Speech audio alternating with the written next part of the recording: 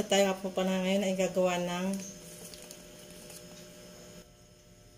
tayo ng palitaw. Yan, ang gagamitin natin ay glutinous rice flour, kalahating kilo. Pero hindi po natin ito ilalahat. Magtitira tayo ng pang budbud.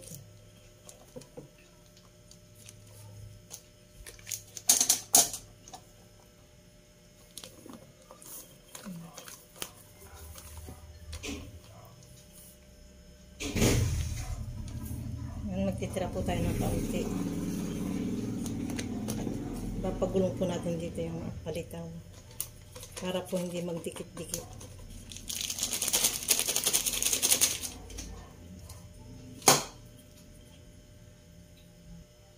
Ayan. Lalagyan na po natin ng tubig. Dahan-dahan lang po ang lalagay ng ating tubig at baka mapadami mga kamars.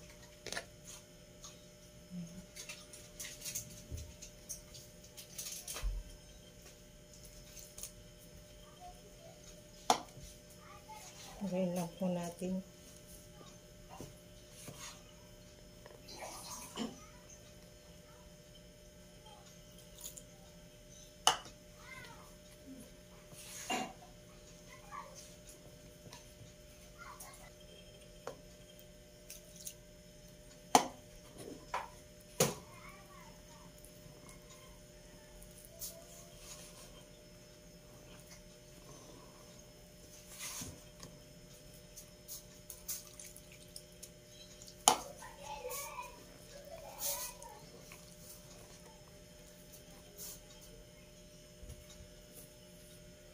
Diyan, gagamitan na po natin ng kamay.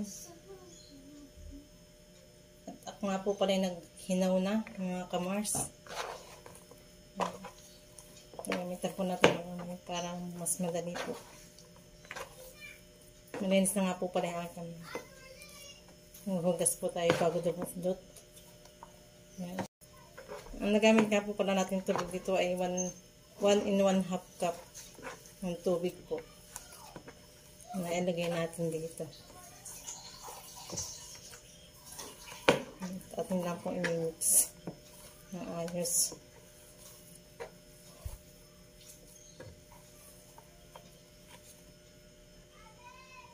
Yan, tapos na po natin i-mix ang ating ingredients.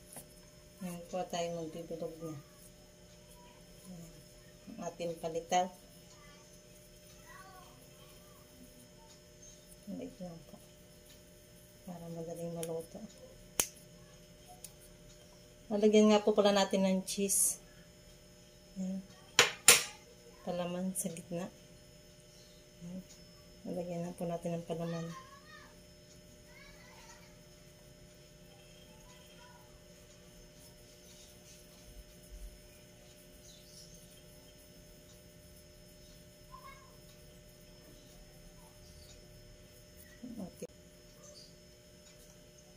Tapos natin bilugin ay ating pong papagulungin po dito sa ating tinirang glutinous rice flour po. Kaya po tayo nagtira. Papagulungin po natin din yan. Tapos na po natin bilugin. Nalagay po natin dito sa bilao. Ganayin lang po hanggang sa matapos.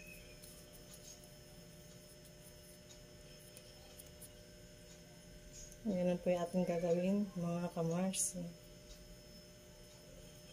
Ito po lalagyan ng palaman na cheese para maiba naman.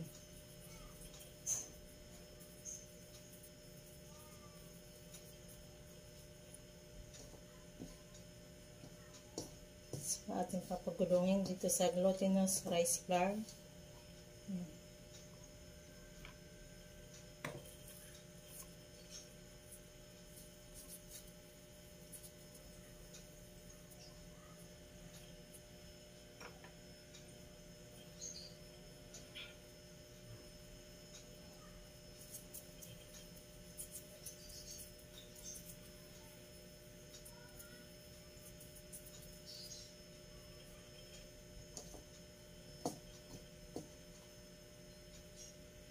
Para madaling maluto ay maliit lang po ang ating magkakabilog.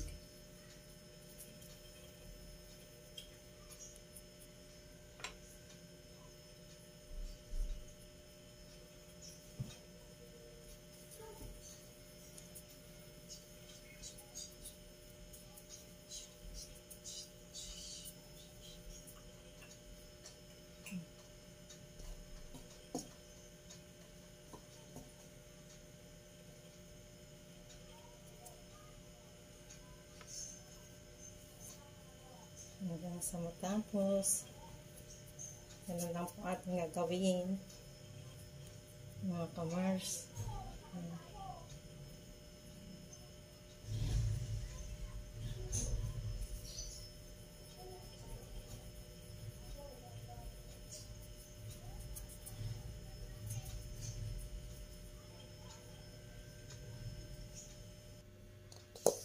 Ayan, tapos na po nating bilogin ng ating palitaw.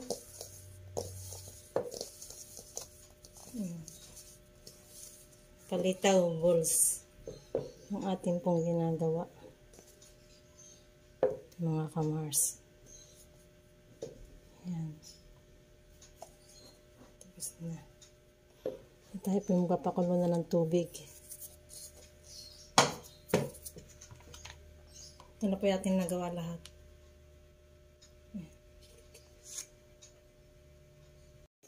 Ayan, at kumukulo na po yung ating tubig. Bubuntog na po natin yung ating binilog-bilog na palitaw.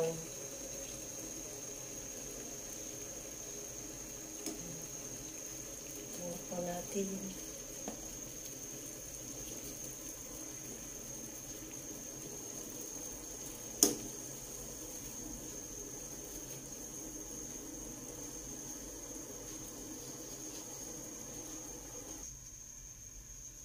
Yan, hintayin lang po natin maluto.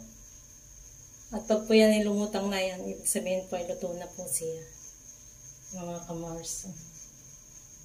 Ang ating palitaw.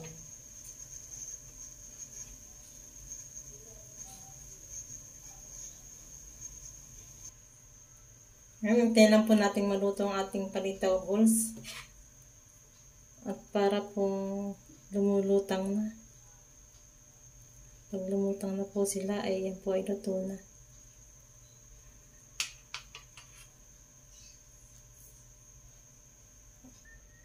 Yan po, at unti-unti na po silang lumulutang. Ayan. Lumulutang na po sila. Isa-isa na po silang lumulutang, mga kamars, ang ating palitaw balls. Ating palitaw balls. Isa-isa na po silang lumulutang. Ayan.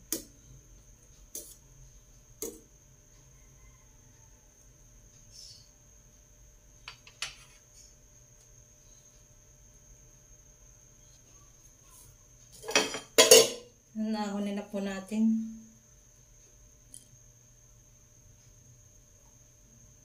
Luto na po yung ating palitaw balls, mga kamars ko.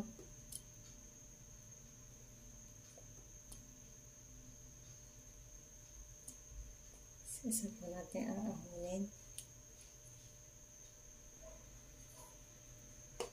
Pagsasaklang po ulit tayo. Mga 2 batch, mga kamars. Ayan.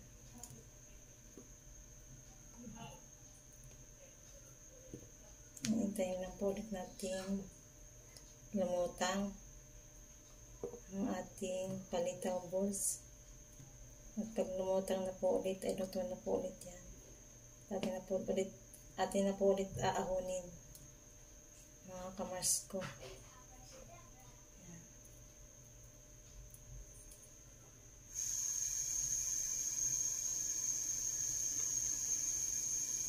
Hintayin po ulit nating maluto, mga kamars, ang ating palitaw balls.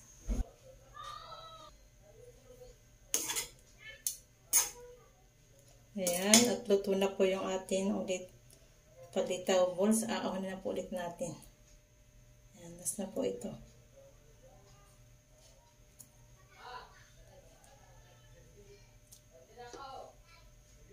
Ayan po ulit natin.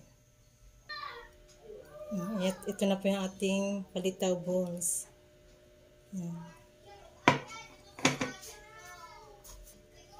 Yan, ang gagamitin po natin dito ay desiccated coconut.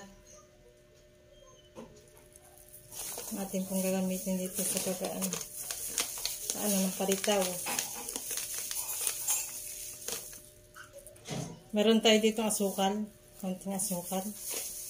At dito po natin lalagay yung ating coconut. Desiccated coconut. Paghahaluin po natin asukal at saka desiccated coconut. At dito po natin papagulungin yung ating palitaw balls. Yan.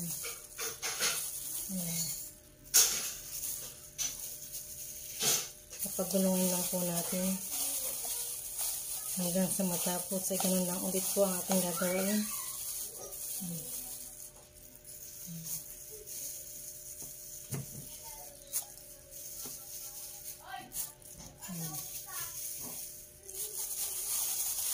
Ayan po ang gagawin natin. Papagulungin po natin.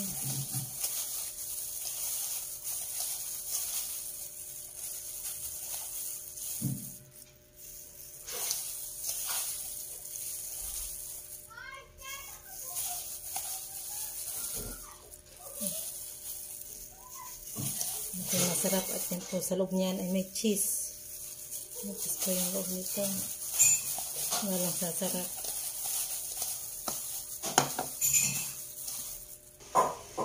Ayan, tapos na po nating lagyan ng niyog. Desiccated coconut. Yan, at saka sukal. Yan na po yung ating nagawa na palitaw. Palitaw balls. Yan po. Ito na. Pwede nang tikman. Ayan, at titikman na po natin.